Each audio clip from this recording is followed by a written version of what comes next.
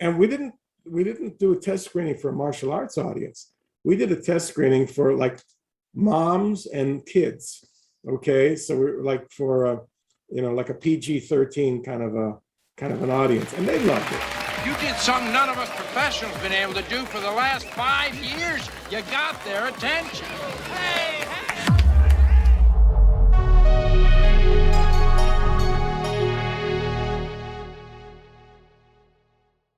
Hey guys, in today's video we are talking with amazing writer-director Sheldon Lettich once again. He wrote and directed Only the Strong.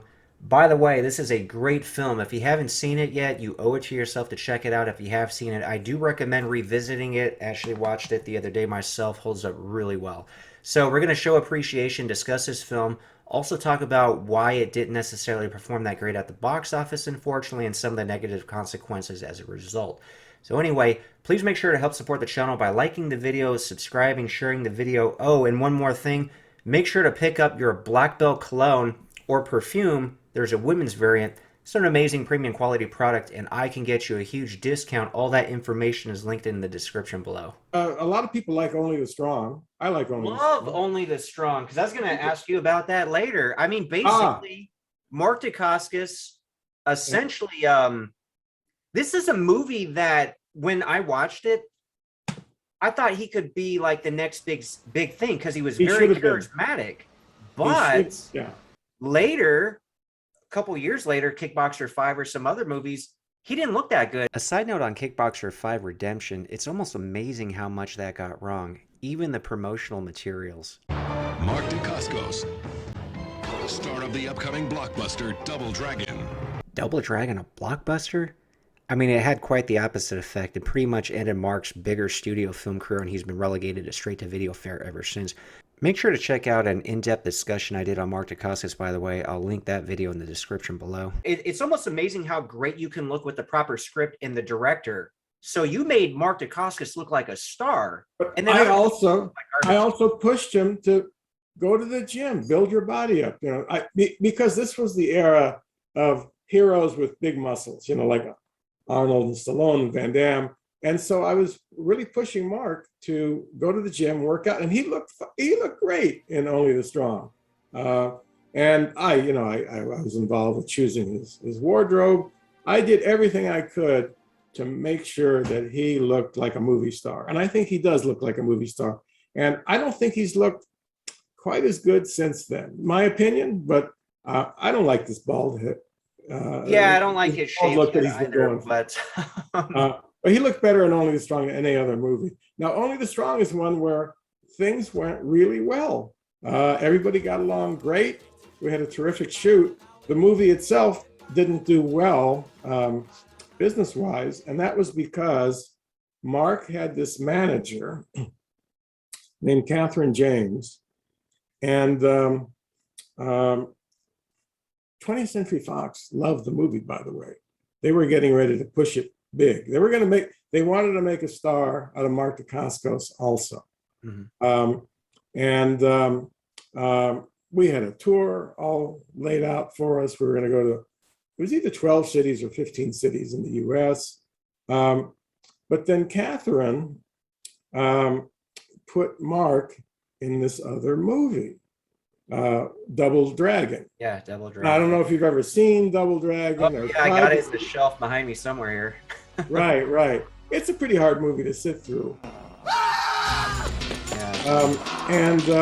So she put Mark in this movie, and the movie was shooting before Only the Strong came out. So Fox had this whole promotional tour prepared. They were going to try to make the movie. They wanted the movie to do well. They wanted to make a star out of Mark because they had a contract with Brandon Lee prior to.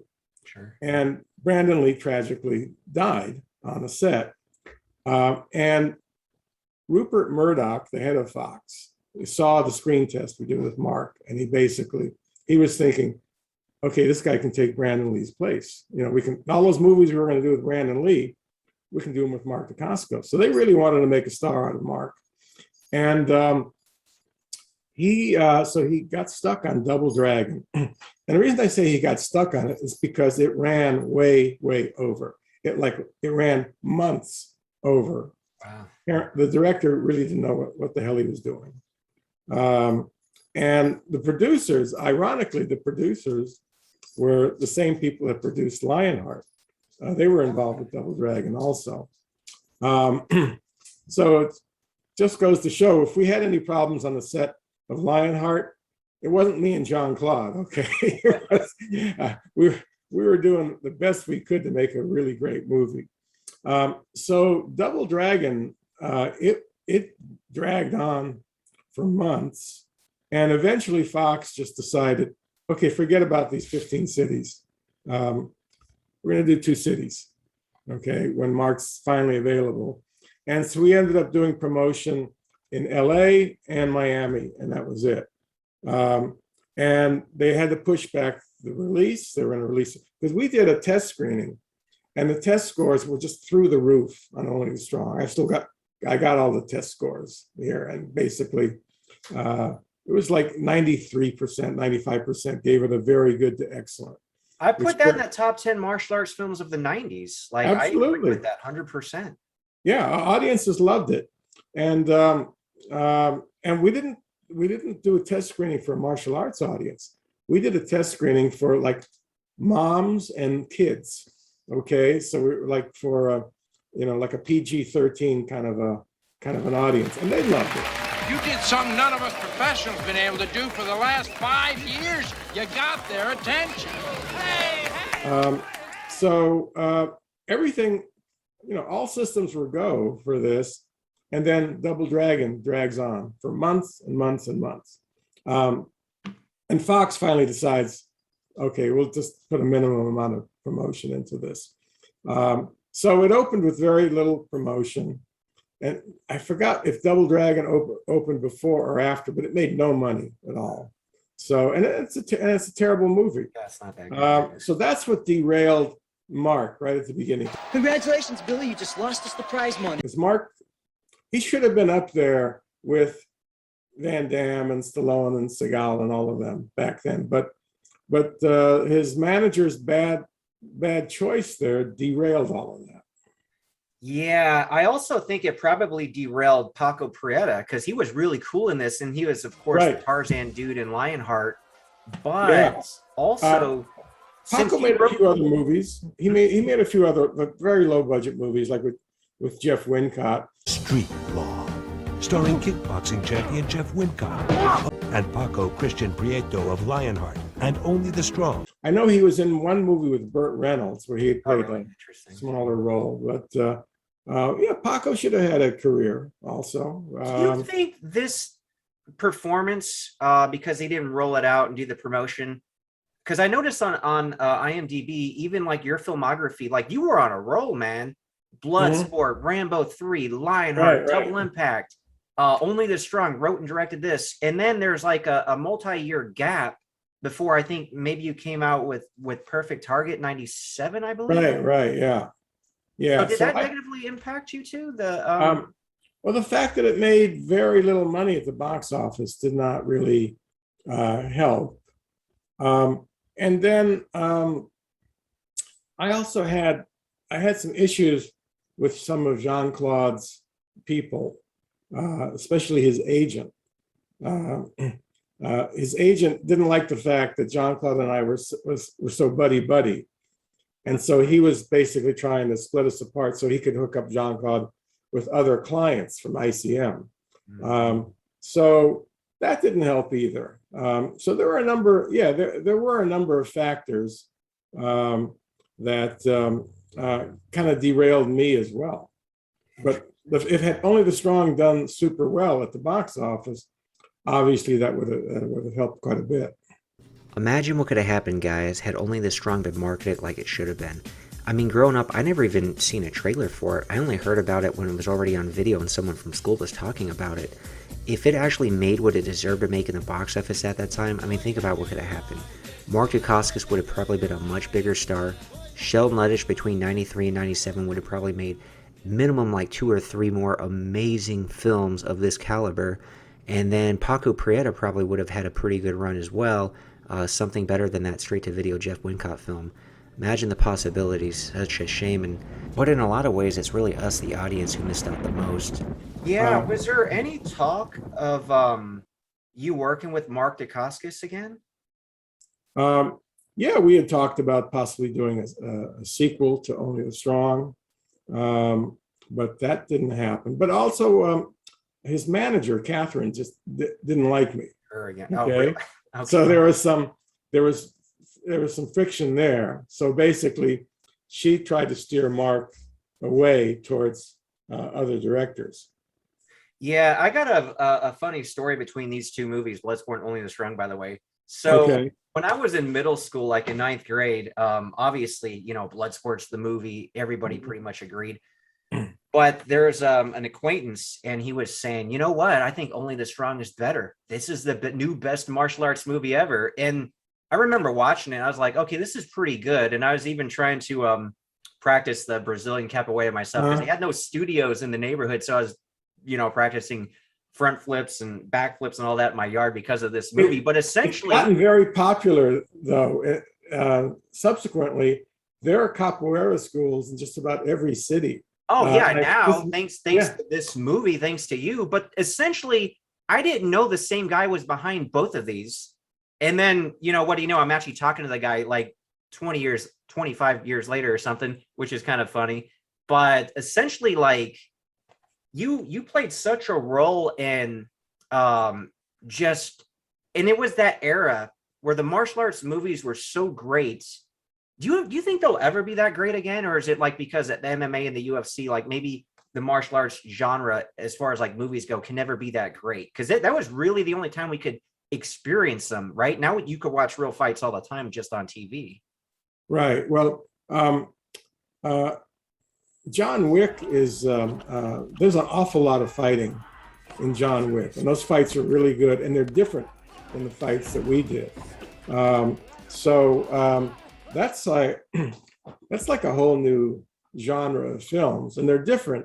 They got Keanu Reeves. Keanu Reeves is not this muscle-bound guy, but he's got Chad Stahelski behind him. And I worked with Chad actually on Perfect Target. Okay. Chad was our fight choreographer on Perfect Target. Very few people have seen Perfect Target, but it's got some great fights. It's got some kick-ass fights, and that was Chad back in the early days. Before he started working, I think maybe he was Keanu Reeves's stunt double back then. But he and David Leitch have kind of created this whole new genre of fight movies and action movies, and they do them differently than we did them back in the 80s and 90s. Now everything's very fast, very brutal. These movies are far more brutal than mine were, but these guys seem to have a whole following. There's quite a few of these. They also did. Then they've been working with The Rock, with Dwayne Johnson. They did what was that? Shaw and Hobbs. Oh, okay. Their movie. And Shaw and Hobbs is kind of it's kind of like an 80s and 90s action movie in many ways, because it's got Dwayne Johnson flexing the muscles, and there's an awful lot of action in that.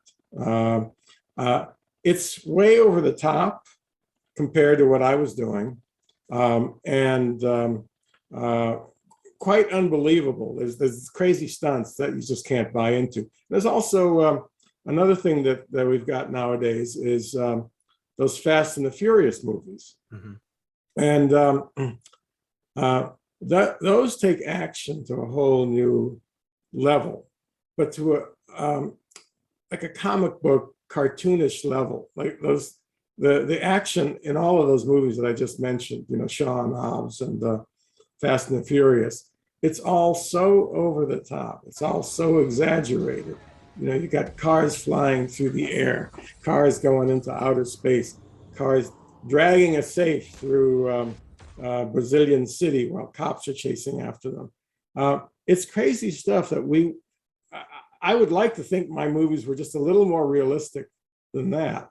And that's what I liked and loved about him. And a lot of people on my channel who comment, like, I really love that 80s, 90s style, because here's the thing with like newer martial art movies. We really did that stuff. We didn't do, it wasn't CGI. Yeah, no. So there was that level of realism, right? And like, you could picture this stuff. Yeah, I could picture Van Damme. Like, okay, maybe the average guy's not going to do a helicopter kick on somebody, but I could, when you watch a Van Damme film, it's like, no, I could see that. I think he could do that. But when you watch movies now, when they do all the tricking and they're doing flip cartwheels and into sidekicks, it's almost like it's so ridiculous and comic booky. Flying through the air. You know, they basically started using some of these Hong Kong techniques. Now, like the early John Woo movies, I could buy into all of those. Those all seemed very realistic to me. But then they started getting crazy with the wire work. And there's all this wire work done now, you know, so basically, actors are being lifted up, then they erase the wires so you can't see them. You've got cars flying, you've got all this crazy shit. That's another thing that I like about the older James Bond movies. Although actually the last few have been pretty good. But the James Bond movies for a while were going too CGI crazy to where you just didn't believe any of the stuff was actually happening. You see a movie like Goldfinger, there's nothing in Goldfinger that seems implausible, that seems like it's out of a cartoon. I believe all the action in that. And most of it is, there's no CGI. They're doing it with real cars. There's real cars in these car chases. Nowadays, there's just so much CGI, and the audiences know it's CGI, and the audiences just, I guess they're buying into it. There's just a whole new way of looking at these films, but it just feels people who are fans of the 80s and 90s movies, I would imagine they're not liking some of the stuff they're seeing. No, a lot of my audience doesn't. I don't either. And another thing that they'll do too, I noticed in a lot of martial arts, they'll do that single take. And from like a choreography perspective, it is kind of interesting. But from a cinematic perspective, I find it very boring. Like, I love the Van Damme multi-angle slow-mo, then the close-up of the foot hitting the guy's head, and obviously, like you mentioned, Van Damme doing the ADR with the perfect noise, and just the sound design on like Lionheart and Double Impact and Bloodsport. Like, that is brilliant. That, in my opinion, is 100 times better than what they do today. It's not completely over the top. It's over the top to a degree. Okay, it's not. If you see a real fight, real fights don't look pretty like that. Yeah, they're boom, boom, and somebody's down. Okay, it's so cinematic, but there's still that level of realism where now it's like it's too much. It's video game. It's not a movie. That's true. That's my problem with some of these newer action movies is that it's like a video game. It's this stuff that's just completely ludicrous that I just cannot believe. But hey, people are seeing these movies. I haven't watched any of the recent Fast and Furious movies because the last one I saw just had me slapping my head so many times because it was just so over the top, unrealistic. But I guess audiences are not having a problem with that. They're pretty much accepting the stuff. They pretty much want to see the stuff go totally crazy. No, maybe. I mean, they do make money, but again, it's kind of like that's all they have that's new. So it's almost like they don't really have a choice. Just like on the radio, if a DJ decides this is going to be the hot band, I'm going to play their music all the time. There's enough people that are just like listening to it all the time. They end up, okay, I guess I like it because everybody else supposedly does. I think that's more like the thing going on. But things happen in cycles. I honestly think this 80s, 90s style is going to come back. It's the right time for it. And kind of like that Van Damme Stallone type of like the real guy. I kind of feel like that's going to come back because all this comic book, Marvel superheroes, all that, they've been doing that forever. And I've talked to quite a few people that are just kind of like bored with it now. I mean, obviously, they will always make Batman movies or Superman or Spider-Man. They'll reboot that a million times, right? But I think people, I don't know, I just think it's a cycle. And I hope this kind of 80s, 90s style comes back. And I know I'm not the only one. Everything is so disposable now, right? Like, I'm telling you, the music they make now and the movies they make now, like, people aren't going to rewatch this stuff or listen to it in 20 years, in my opinion. That's why we got to go back to the 80s and 90s, because even stuff from 2000 is 20 years old now. Nobody revisits that, really. You got to go back further. Right, yeah. Or maybe, who knows, maybe it will. Maybe, 10 years in the future and people are going to be nostalgic for the music from this era. I don't see it, but then that's me. I'm not hearing those sounds. I'm not relating to them. It's too disposable. Like I mentioned, there's too much of it. And because people have ADD, you're not going to fall in love with it. You're going to listen to 5 seconds and skip, with your iPod or whatever. Like before, you kind of had a long-term relationship with the music and the movies, because you basically, it was a chore to get to the next song. If you had like a cassette tape, like there's a little work involved, you're just like, I'll just listen to this song, So it's almost like a long-term relationship instead of what is almost like more of like a Tinder type thing. It's so shallow and like I mentioned, disposable, and it's really made people have ADD, and they're not going to fondly remember this stuff because they probably never even listened to the entire song to begin with.